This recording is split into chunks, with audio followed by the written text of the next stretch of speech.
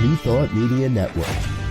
We are a global broadcast network of positive music, media, and entertainment, inspiring humanity's evolution along the journey of enlightenment and creating a world of love, peace, empowerment, and prosperity for all. New Thought Media Network. Positively inspiring.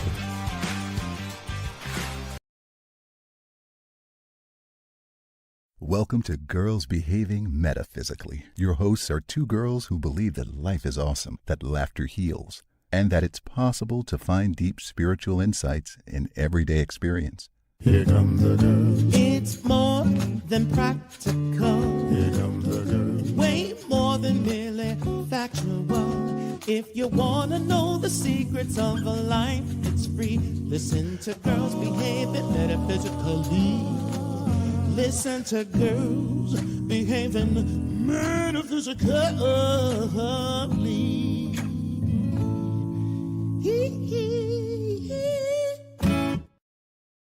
Hi, and welcome to Girls Behaving Metaphysically. I am Robyn Rice Olmsted. I'm Dr. Natasha Wilson. And like Robyn said, we're girls behaving metaphysically on opposite sides of the planet right now. I'm in Brisbane, Queensland, Australia.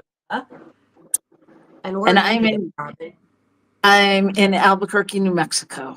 Okay. Often I'm like, where in the world is Carmen Sandiego? No, where in the world is Robyn? Yeah, where's Waldo? I get it. Yeah. And it is September 18th and 19th respectively.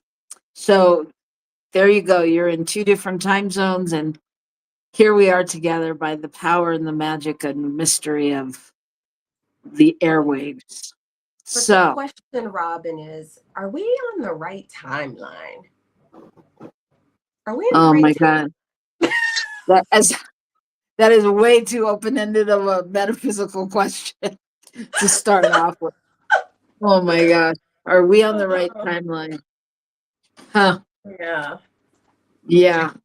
So today is going to be an interesting day because we have discussing several topics of which we made no decision. So we're going to see where it takes us. And we have some loose ideas. Like the change in season. I said we had various topics. Yeah. Okay. We do. We have various topics, but we didn't land on anything. So I'm prepared for nothing and everything all at the same time. So sounds good. It sounds like you've had quite the week. I would say so. I have had quite the week. I don't even know if I want to talk about it. That's you have those kinds of weeks where you're like, do I even want to talk about this? Because I'm still processing it, to be perfectly honest. Because in some ways, I mean, it's connected to all the stuff, I guess, that's been going on in the political realm in the United States, but it affected my family quite personally. And I don't really want to talk about it in that way. I just want maybe to say that just because you don't live in the US doesn't mean that the stuff that's happening there is not affecting all of us around the world. Well, how can it not? I mean, I think that's just the microcosm of the macrocosm in some ways. Like, I think so many things that happen all over the world affect us and we don't even ever know what they are. Yeah. I think this one was really direct because I guess what I'll at least say is it was a consequence of like someone who no one in Australia really knows that much about, Charlie Kirk. So like trying to explain like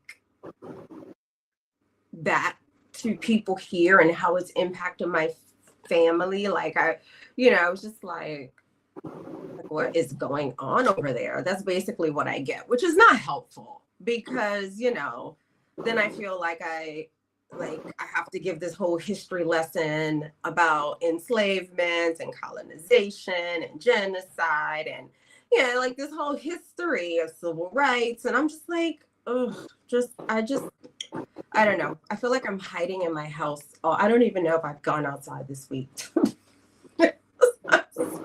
Well, the good news is that, you really aren't going to have to say anything anymore, because all you do is say in America and people just know we're batshit crazy. I mean, we're just crazy. We look like crazy people. Because how did this happen? How can this go on? How could this be the most powerful, whatever, blah, blah. For me, anyway, it's just like going down the rabbit hole of what, how on earth did any of this happen? Yeah. I mean, I feel like of course, it's I think the response to something like that requires complexity and nuance. And there is a part of it that's not that complex and nuanced. And it really has to do with the fact that America is a place where we have so many billionaires, well, a few, right? But they have most of the money, and they control our political system and corporations. And then the power of people, the rest of us, 99%, like we don't have the same political power. We can't donate millions and bajillions of dollars to campaigns, and we care about money. The U.S. money. The Supreme Court made corporations a person so they could donate.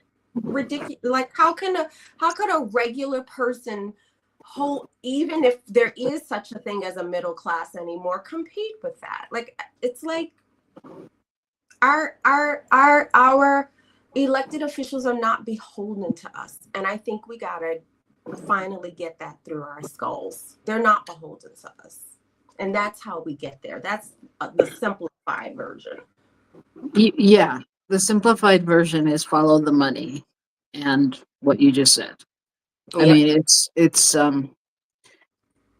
yeah. Let's talk about something else. It's too much. It hurts my head right now. Yeah, and I can't drink today because I have to work afterwards, so I get it. I really wish we could move this show to a day where I could drink. Oh God, I really wish we didn't have to have a day where I wish we didn't have to have a day where we needed to drink. I know. Because the crap is still there after you're not drinking, so it's still all there. It is. So tell me one good thing that happened this week. Okay, I'll tell. Go ahead. Okay, I was gonna say I saw my therapist and spoke to my best friend, and they were both on the same page about my life. So I heard the same thing from two people I deeply respect, and they both said, "Don't go to the U.S. right now." And my best friend is a white Jewish woman, and she's like, "Don't come here." Yeah, it was. I mean, we talked briefly, and I didn't really know what was going on, but my sense was whatever you were going for, it wasn't time to be going for it.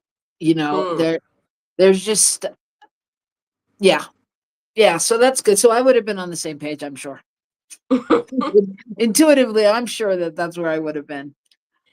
For me, this week we talked a little bit about it on the show, that we went to the conference in Las Vegas, the New Thought in the Desert, and that was really great. It was really fun. It was very connecting, and I think one of the things that was nicest about it was that there was about 14 speakers, and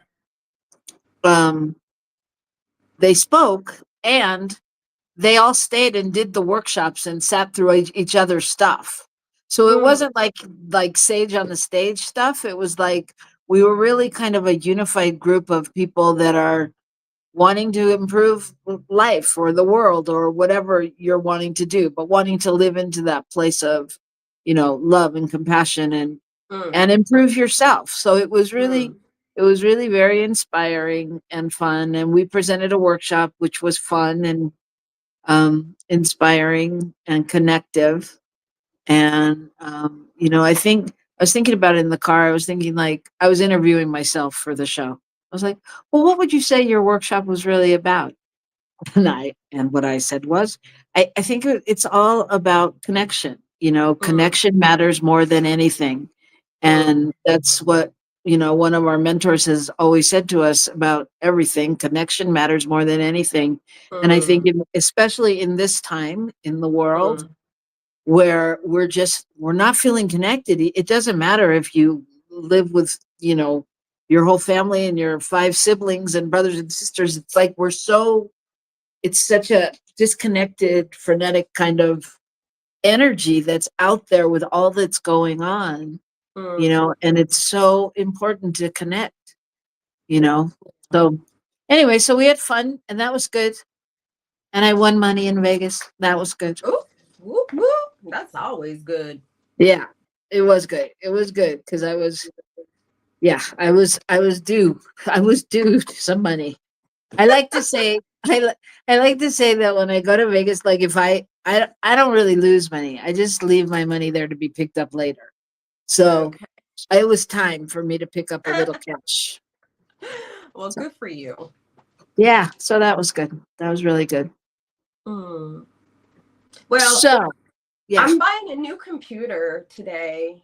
I think I told you I took on this job that's based in the US, and I have to have a computer.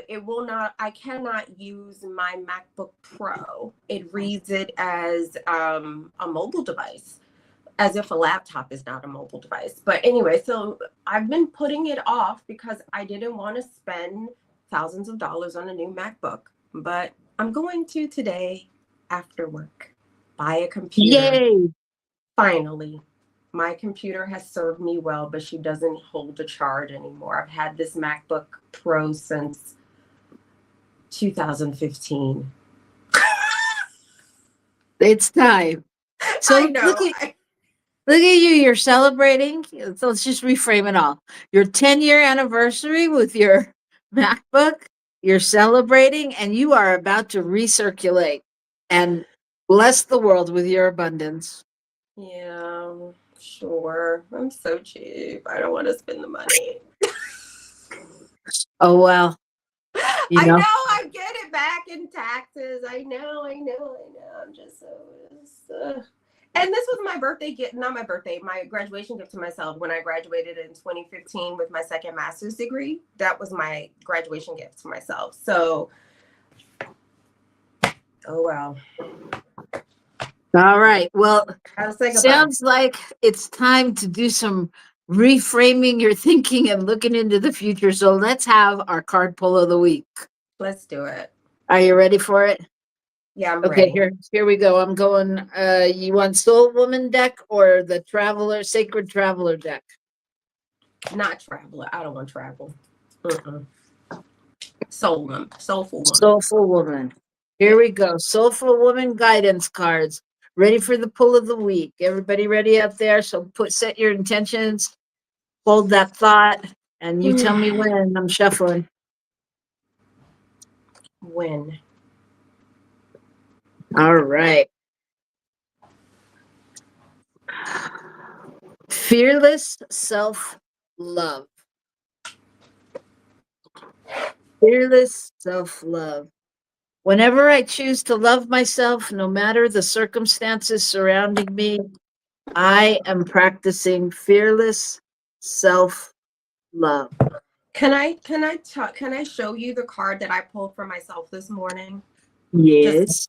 Just because we lived in how are we with swearing? Can we swear here or no? The producer is thinking. Yes, you may swear now. We are from legal department. You are allowed up to 5 F-bombs per show. Okay, so there's no F. Is there F? Yeah, no. Here's the card I pulled. What is it? Not looking. What does it say? Not loving myself is total BS. There you go. Okay. There you go. All right. So talk more about that. Thank you, Michael Mangus, producer extraordinaire with his own show Friday nights at 6 o'clock Mountain Time. Right here on your, and I mean your, New Thought Media Network. There you go. All right. So so tell me your thoughts about that. About which one? The one you pulled? Yeah, it doesn't matter. They're basically the same. So whatever. Yeah. Read yours again, because yours was like way more like nice.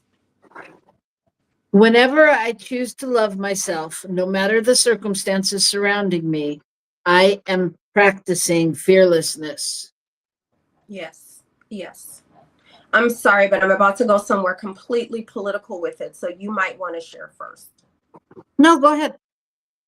Okay. So when I pulled my card, which said not loving myself is total bullshit, I was thinking about like the ramifications of like these systems that we've created, right? These political systems, cultural systems, social systems, economic systems, like there's so, especially capitalism, it is so much based on feeling like you're not enough.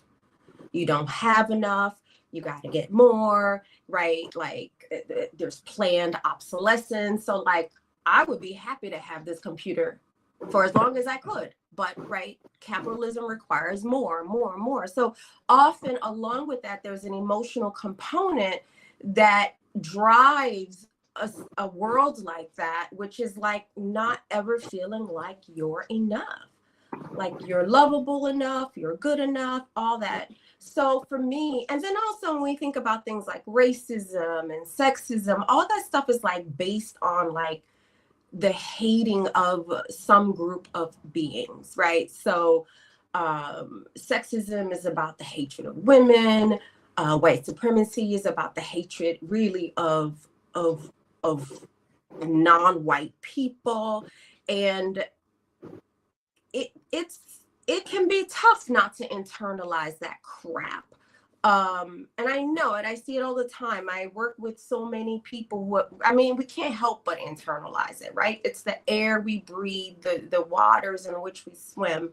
It's the fabric of our society. So every time we make a choice to just love ourselves completely, everything about us, from the color of our skin to the body we were born in, like it's almost like giving a middle finger to the system and a big hug to one's divine creation.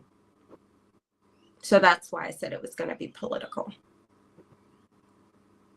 Well, yeah, and I think that all of that said, that's for me on some level, that's the challenge, political or not. The challenge is if I'm going to love myself fiercely, for me, this is just for me, that means being in integrity with myself and knowing that I have to show up. And sometimes I'm going to do things that don't feel comfortable to me or familiar or other people might not like. But if I'm really standing in my truth and loving myself fiercely, which if we want to get political about it, might mean going out and protesting, or might mean, going to a immigration site and keeping watch for ICE, kind of thing, or whatever it means, wherever it means. But it means standing in this, like, really almost, it's a whole new understanding of loving myself fiercely. Yeah. One thing is to just go, I'm going to say no when I'm overloaded to things. That's not hard and a big step and a great step to take, but can I really, love myself as another, and really, you know what I mean? Absolutely. As I'm listening to you, like I think about, because I know like as far as like protest goes, just in terms of how I'm wired, like in terms of my sensory stuff, like I couldn't do a protest, but like But every time I have my clients, because I have clients from across the social spectrum, right? Like, so every time I'm working with my like a trans client, like just remembering that my job is to help them remember that they are exactly beautiful, wonderful, and lovable exactly as they are. Every time I work with a Black or brown person who has experienced colorism or internalized white supremacy, it is to remind them that every time they choose to hate something that's so uniquely divine about them, we power this system. We move away from creating the world that we all want to live in. To create the world we all want to live in, we must be willing to love ourselves fiercely as we are, and to make that choice. And it goes back to like the way Dr. King spoke about love. Dr. King said love is a verb. Like love is a thing. It's a thing. It's a choice. It's a verb. It's not just this feeling, right? It's justice in motion. Like, so every act of like self-love is like an act of social justice. Absolutely. So, yeah. No, absolutely. I was just going to add to that. And it's, you know, as much as we can call things similar, or this is just like when blah, blah, blah, it's not. It's this moment. It's a new moment. And we've got to stay awake to that, because if we just look at what's happened in the past and go, oh, yeah, that happened before, and, you know, Hitler this, and so McCarthy that, and da da da. And we've survived all that. And so I think when we start to, you know, use those examples, sometimes we can get lazy around the work that needs to be done, you know? And, yeah, in my opinion, humble opinion, this is not a time for anyone to rest on their laurels, so to speak. Yeah, You know? I agree. I agree. And I think to look at historical similarities, I think it's fine. And even in every historical similarity, there is a uniqueness to the time, because this is this time, right? Like Hitler didn't have AI. Right. Right. So we're in this time. And so this time it is calling something from us, for us, that is Yeah, unique for this particular timeline, that I already absolutely. said coming into this our time today. I was like, I'm not sure I'm in the right timeline, but I'm here, so I must be in the right timeline. Well, it's funny. I said the exact same thing today, in the like 20 minutes before our show started, to Gil in the car. I said, Hitler didn't have AI. Hitler couldn't use Twitter, you know, X. You know, I mean, it's true. And yeah, I wasn't saying don't look at what's happened in the past. And but what I'm saying is, don't look at what happened in the past and go, oh, so it'll be easy. We'll get through this, you know, because we see it and we see that we survived it. You know, it's an interesting time. It's an interesting time. And I feel like, you know, we are redefining things with all the tools we have, and AI, and all the things, social media. And I mean, things happen so fast and people know about it all so fast. Mm-hmm. Yeah, Yeah. for sure. For sure. And you know, the survivors, look, I have to be mindful about how I say this. So let me really be mindful. Let me think about how I say. I will just say I did not come here merely to survive. Right? Like I feel like, if I think just about my ancestral line, they did that. They survived so that I could thrive. And so my job is to look at what stands in the way of thriving. So you know, I already said, like, so I remember my children, they was talking about the zombie apocalypse. And I told my kids, I said, I'm not trying to survive the zombie apocalypse. If there's a zombie apocalypse, I'm out. So don't even worry about me, because I'm not into the survival thing. I want to thrive. And I want to thrive even now. And I refuse to make Donald Trump and Stephen Miller and all those ghoulish behaving humans. I'm not going to turn them into my God. I hear you, sister. They I don't hear get you. to wipe out all that my ancestors have laid down for me to thrive. And yeah, no.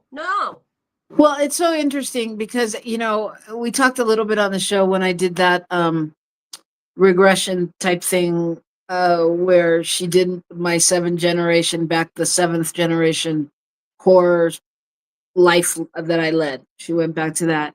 And what comes up for me when you're saying that about your ancestors, my ancestors, our ancestors, the ancestors, is, I was listening last night after this whole Jimmy Kimmel thing that's going on here in the United States.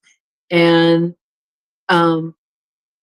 then listen to somebody talk about, the McCarthy era and how people were being silenced. And what I know about the McCarthy era is that my grandfather was a big component of that. And in that when he was in the entertainment industry, and when they wouldn't let actors and people speak and they thought they were communists and he stood up for them, and he was, he fought for the other side of it.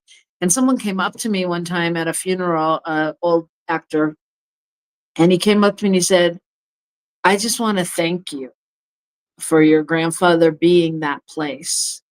That, he didn't say it the way I would say it right now, but he thanked me for the work that he had done. And it was crossing my mind last night. I'm like, oh my God, it is generational, because I do the same work. We do the same work. We're standing in that place of going, this isn't right. This isn't okay. And we're not going to let it be okay. Right. And so it was like, a charge from the heavens or whatever. But it was that reminder that in some ways it's that reminder that time is continual, that here we are, doesn't matter what the situation looks like. It's gone on before. And what are we going to do? How are we going to stand in it this time? And so I think that goes right into fearless love. Yeah. Because at the end of the day, what else can we do? What else can it be? Yeah.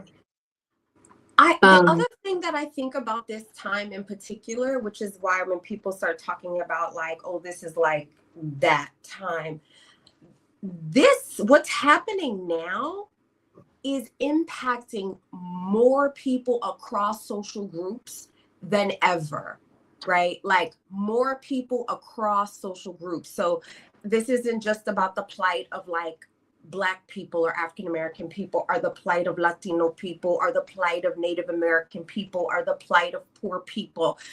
I mean, this is cutting across everything. The amount of people who are about to lose healthcare, like seriously, this cuts across. And I feel like if we cannot fall for the tricks of the past, so maybe that's a thing we can learn from, because the tricks of the past were based on making us believe we were somehow fundamentally different from each other. If we cannot fall for that type of division, then what is possible now is more powerful than anything we can ever look back on in history. Because this is going to cut across all sorts of lines of quote unquote social difference. It already is. It already is. Yeah, absolutely. And I think that started with the pandemic, right? In that we all became connected on a whole different level, and so now we're more in tune with what's happening in, England or Canada or somewhere. Even if it's just a little bit, we're more open, and it's brought, and this is just another way, like you said, to connect us. Yeah. And I asked myself yesterday, I was like, and really, do we have to learn like this? Isn't there another way? No, No. The answer is no. clearly. I remember reading this what is her name now? I can't think of it. Anyway, she wrote this article, and it was like back in the 1980s, but it was an article. Actually, it was more like a transcript from a speech that she gave about nuclear proliferation in, oh God, it was either Angela Davis or the woman who wrote The Color Purple. I'm so sorry. It's one of them too.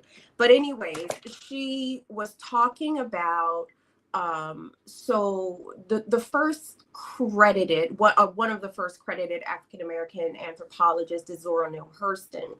And so Zora Neale Hurston did her research. She collected research from like the southern part of the United States, mostly like Florida.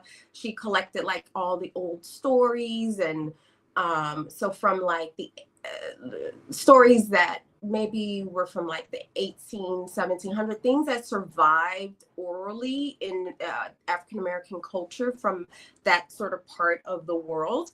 And Right. One of the things that she uncovered was this thing called the curse prayer.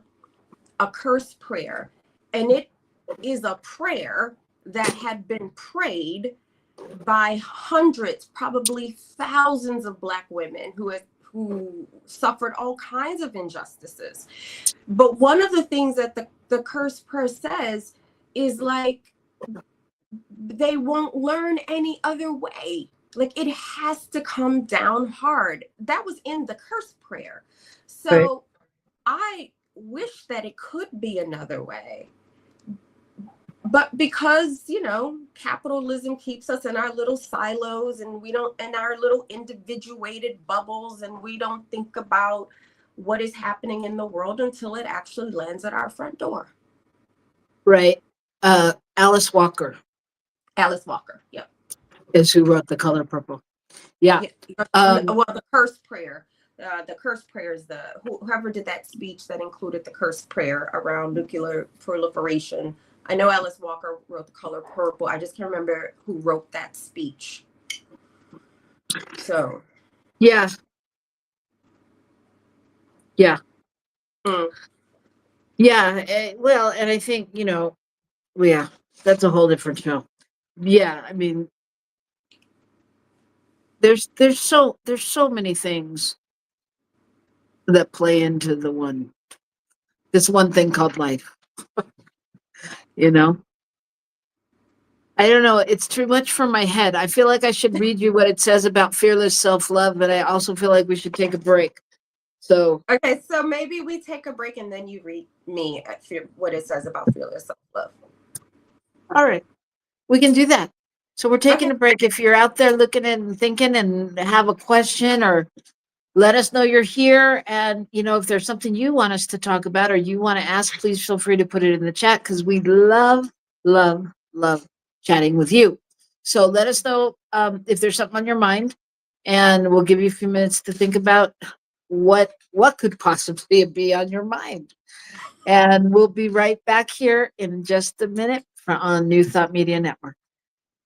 Please help us say thank you to our organizational sponsors, including the Hefferland Foundation, Affiliated New Thought Network, International New Thought Alliance, Science of Mind Archives and Library Foundation, Center for Spiritual Living Denver, Center for Spiritual Living Midtown, New Thought Philadelphia, Planned Happiness Institute, Summit Center for Spiritual Living, One Heart Retreats, Center for Spiritual Living on the Lake, Unity Kitchener, Unity Spiritual Center Ottawa, Om Center for Spiritual Living, Satya Center, Begin Within Ministries, Center for Spiritual Living North Jersey, Unity of Savannah, and the Center for Spiritual Living Seattle, as well as all of our individual donors. Thank you for being part of the New Thought Media Network. Please like, share, and subscribe. New Thought Media Network, positively inspiring.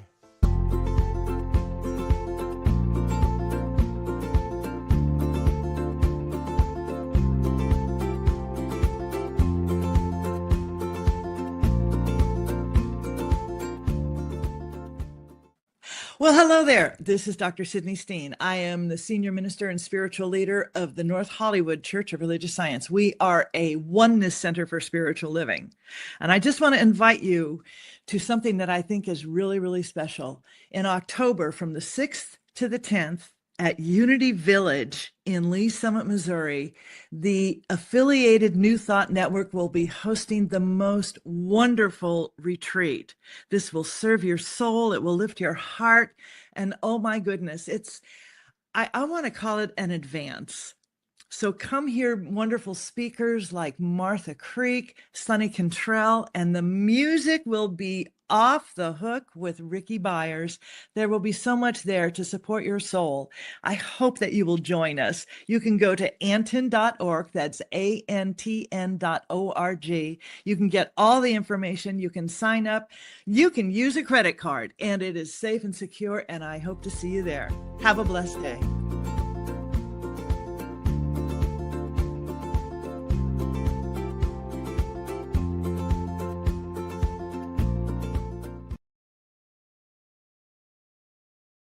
Welcome to Girls Behaving Metaphysically. Your hosts are two girls who believe that life is awesome, that laughter heals, and that it's possible to find deep spiritual insights in everyday experience. Here come the girls. It's more than practical. Here come the girls. Way more than merely factual. If you want to know the secrets of a life that's free, listen to Girls Behaving Metaphysically. Listen to Girls Behaving Metaphysically.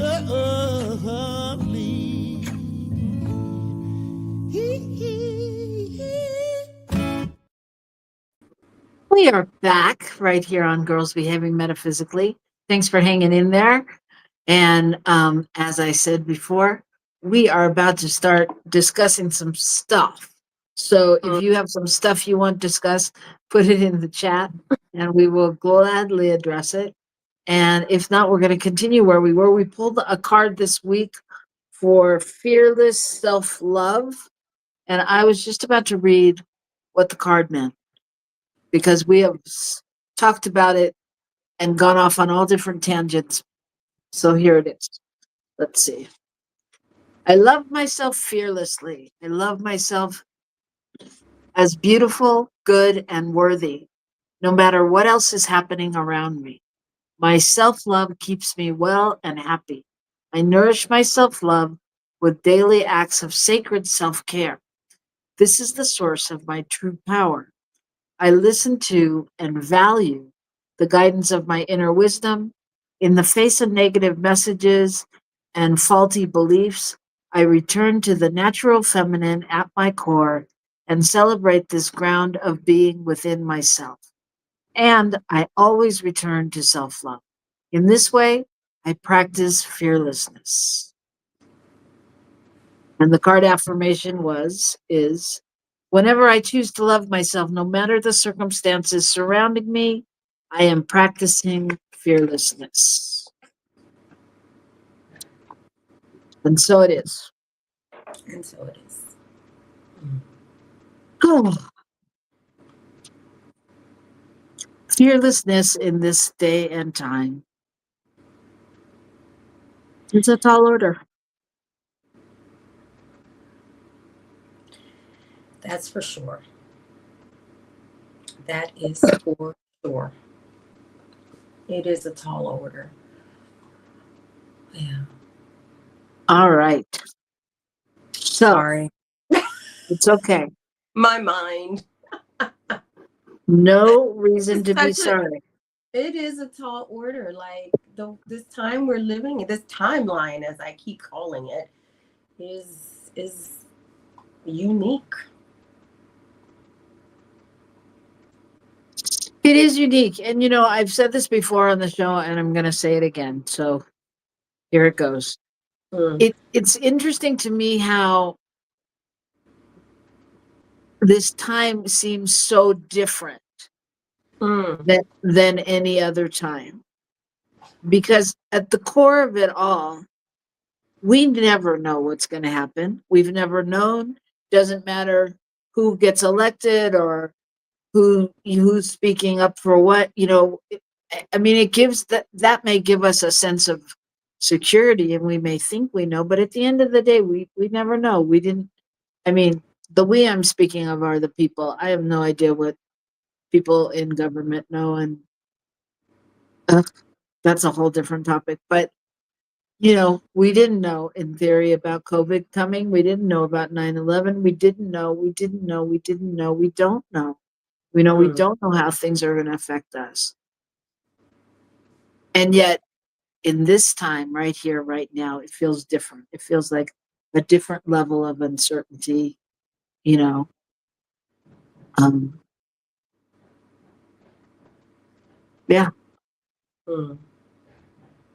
So I guess, what's coming up for me is like, what does it mean? Because there's always uncertainty, like you said, there's always uncertainty, like always. Like, I feel like it is the thing that I feel like spiritually, it's like the thing that we are called to surrender to the most sometimes. This notion, because that's what humans do. We try to make things certain. That's, I think it was Marion. No, it wasn't Marion. It was Brene Brown, how she spoke about how we take away like the mystery of spirituality by trying to make things certain through religion, right? So the fact is, like, the more we can learn to actually build an uncertainty like into the sort of our spiritual practice, just as a knowing that nothing is really certain, Right. like, then to me that makes this time of uncertainty in so many ways not that much different than other times of uncertainty. Absolutely true, I think. And I think that part of that is, I don't think the ask is really any different than it has been, because the ask is to put your faith and trust and belief and, I don't know, whatever, into something that we don't see. Whether it's religion and it's, we're being asked to worship something, or know that there's a God out there, or know that this is, working for our good. And it's stuff that we don't tangibly see. And yet that's really the rub, is that we keep wanting to see it.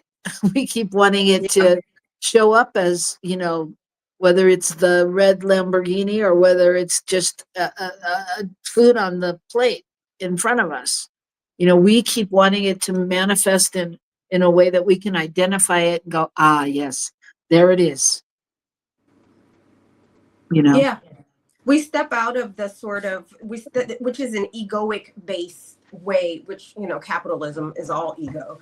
But, it's like, it's this egoic way of trying to interact with spirit. It's trying to make certain things about spirit certain, but limited by our egoic self. And I've been sitting with this question kind of secretly, but I know other people have also been asking this as well. Like, what if this timeline or this time that we are in, what if it is actually leading to something wonderful that we don't yet see? Yeah, there are a lot of people being harmed right now. There are a lot of people being hurt. There's a lot of that happening. And what if it's leading to something that might be liberatory in ways that we could only have dreamt of? Yeah. Yeah.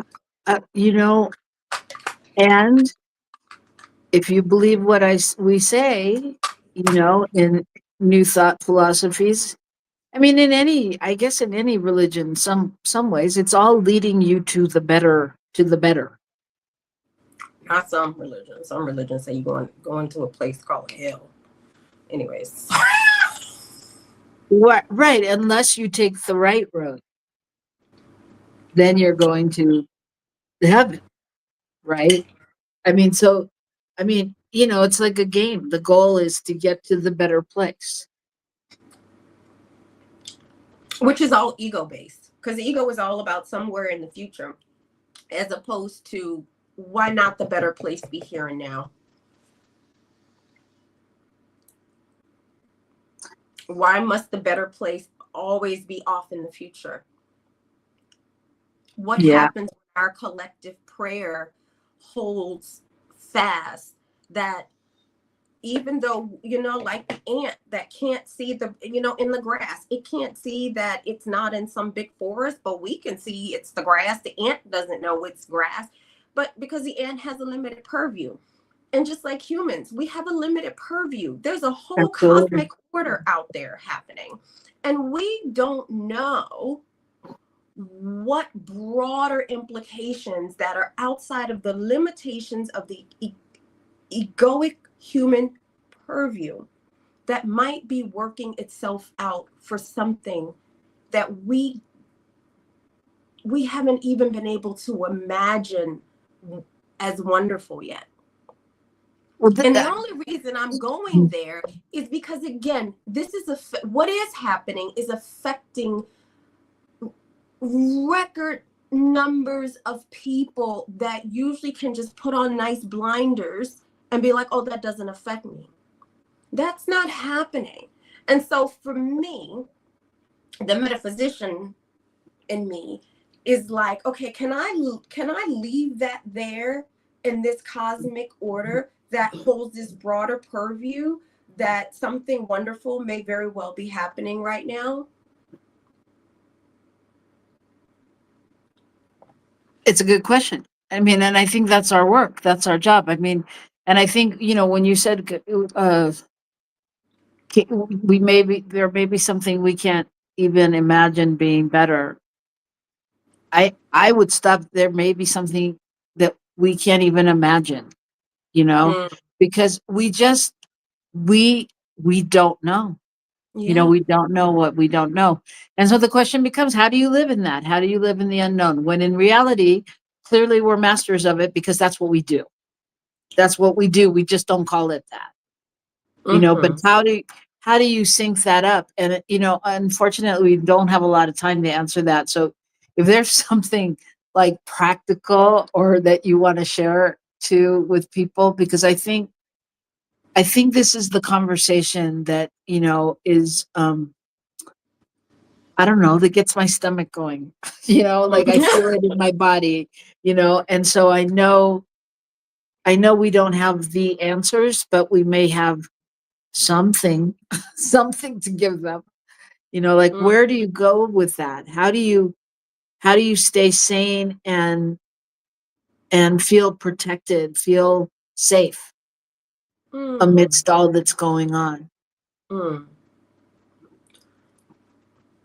I know what's coming up for me.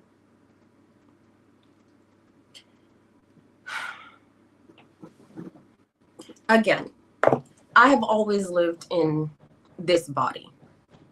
This body has not afforded me any additional safety because of how it looks. Right? So for me, when I came into the world of what I'm going to call new thought, for me, it was powerful because I had to practice that quote unquote safety had to be handed to something greater, to a divine and cosmic order that created me. My existence flows from it. And so I have every right to exist. And when I lean into that, my spiritual practice, then I'm not looking for these external forms of safety. I've never really had that. What I've had is this deep sense of spiritual knowing that I was created from love, from justice, from all that is wonderful about this universe. And I have a right to thrive. So I think this is a time that could pull us deeper into our spiritual practice.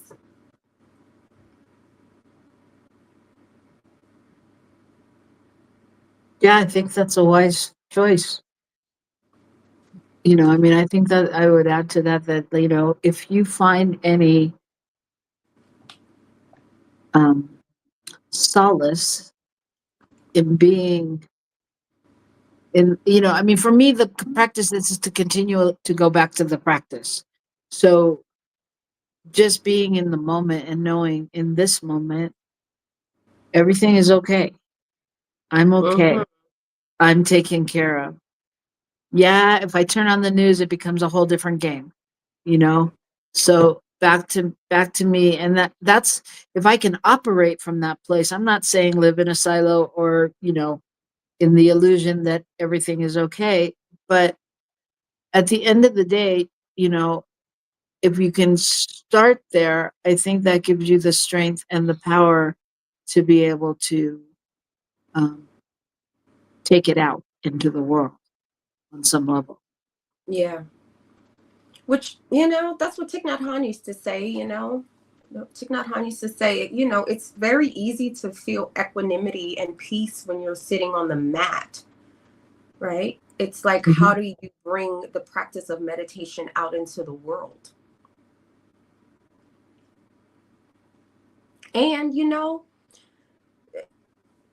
Thich Nhat Hanh said, like, the next Buddha is the Sangha, meaning the community. And that's why, you know, even like, it's why I'm willing to sit with, if the next Buddha, if the next enlightened or awakened one is the collective, then maybe something really important is happening right now. Yeah, and I would take the maybe out. You know, something important is really happening right now, and we're all a part of it. And so the charge, the challenge, the invitation, well, for this week was to fearlessly self-love yourself. And I'm going to say that if you can do that, then we'll be able to fearlessly love each other. So just invite you to take that out into the world and join us next week, you know. And again, we always want to talk about what you want to hear, so feel free to let us know. And I think that's it from Albuquerque. You got anything else over there, Aussie? I don't. I have to go get a computer. Okay. So we're just blessing you on your way to the computer, knowing that it all falls into line easily and effortlessly, and that the same thing is taking place in the world. And we just say a prayer of blessing for the world and everyone in it, knowing that we're all in this world together. And so let's make it work. All right, everybody. Love you. See you next week. Bye.